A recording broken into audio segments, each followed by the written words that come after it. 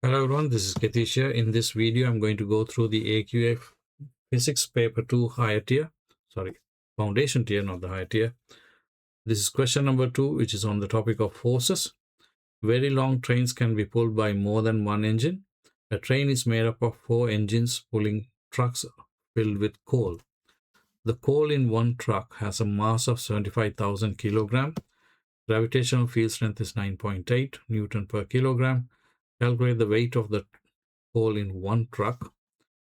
So weight equals the mass, which is 75,000 multiplied by 9.8, which should give me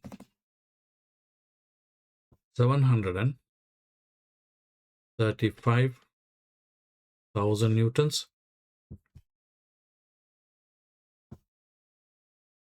735,000 newtons.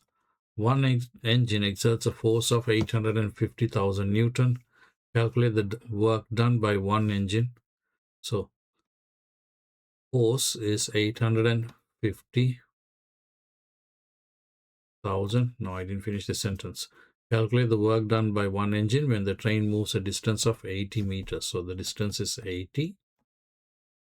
That would give me 68 million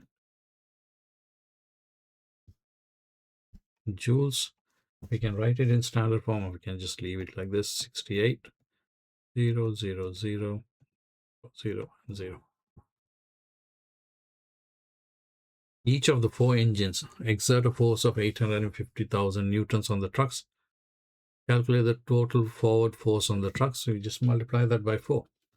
So 4 times 850,000, that gives me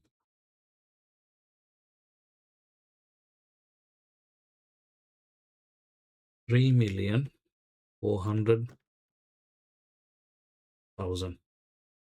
3,400,000 newtons of forward force.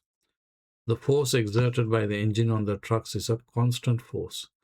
Which of the following is also not a constant force, a contact force? Now you get contact force and non-contact force.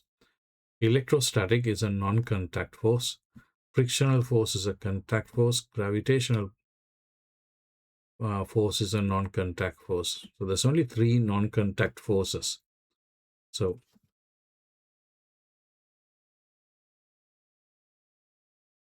including magnetic force. Electrostatic, gravitation, and magnetism are the 3 forces that are non-contact. Rest of them are all contact forces. Which sketch graph represents the train moving at a constant speed? Now, because the distance time graph, it has to be a line going straight. The first one is correct. If it was a velocity time graph, it will be a flat horizontal line. So here it's accelerating or speeding up, which is also means accelerating. The speed is actually changing, and it's accelerating, but it's not, the acceleration is not increasing as it did in the first one. The train accelerates for 150 seconds. The velocity of the train changes from 16 to 25. Calculate the acceleration of the train.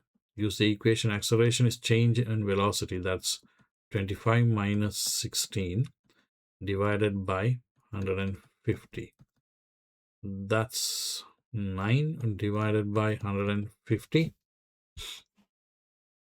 Now 9 divided by 150 will give me, let me bring this further down, 0.06 meters per second squared. That brings us to the end of this question number 2, and I will see you in question number 3.